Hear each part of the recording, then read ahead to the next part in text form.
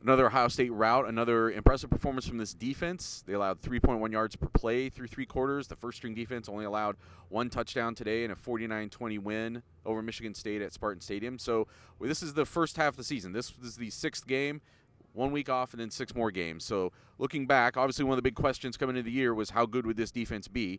Steven, has this Ohio State defense through 6 games exceeded your expectations?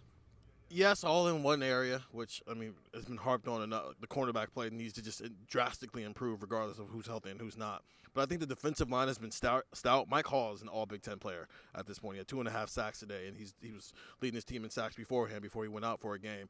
JT Tuimoloau, you could see the frustration steaming out of his helmet for the amount of times he was getting held against Michigan State. And so when we talk about why doesn't this dude that I wrote a headline saying he might be the alpha dog doesn't have any sacks, we saw why. Because he's winning. He's just, they're not calling some of these holds.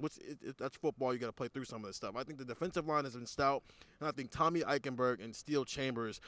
Tommy Eichenberg really has been like a weapon for this team, and an elite weapon at that, while Steel Chambers is playing better week by week. So at least the front seven, yes, has exceeded expectations for me. Yeah, I would say it's exceeded expectations for me, too. I thought it would be better. I thought it almost had to be better, and that Jim Knowles coming in and scheming some things up would kind of propel things.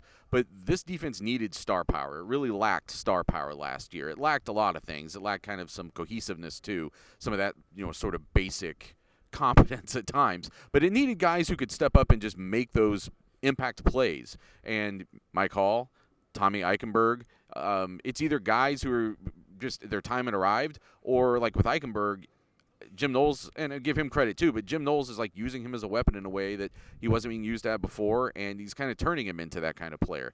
And it is, as you say, Stephen, it's been a weird contrast, because I think we thought coming into the year that cornerback, this was finally going to be the year where there was some stability there, and there's like 9 positions on the field where you're getting very like confident plays on the ball and guys taking charge, and 2 positions where that has been very, very volatile. And that's, I think, the biggest thing they have to fix in the second half. Doug, better than you expected at this point defensively? Yeah, and you can't, they can only play who they played, but they're stopping the run better, for sure, right? They stopped Braylon Allen. Michigan State did nothing. Nobody's done anything against them on the ground. They handled Michael Mayer, who's the best part of the pass game that they faced, the Notre Dame tight end. They had a game plan for him, and they handled him. Obviously, agree with what you guys are saying. Like, what's the weak point? They haven't faced anybody who can take advantage of their weak spot. They haven't faced a quarterback. They haven't faced receivers who could really make them pay for that. Now, when will they? I don't know. But that to me is slightly lingering, but for a team that you thought, oh my gosh, Oregon and Michigan ran all over them last year, I don't think people can run all over these guys because of Mike Hall, because of Tommy Eichenberg, because that front four is stout. The safeties are tackling, that kind of thing, right? They're not taking banana angles.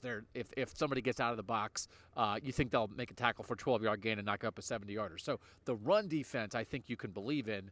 And then the pass defense against good receivers, well, we might not see that tested until the playoff. And so I think they got to cross their fingers a little bit on that. I think you're right, but I think this offense is also really helping the defense. It's not like the offense was bad last year, but it's just so relentless right now, where you're just scoring drive after drive after drive, and the opposing offense is just back is against the wall from the beginning of the game. They cannot make any mistakes. They have to try to answer drive after drive after drive, and that's obviously really tough to do. Much more about this Buckeye Talk. Get the post-game pod wherever you can find podcasts, and get the text 614-350-3315 for news, analysis, everything else through the bye week from Buckeye Talk.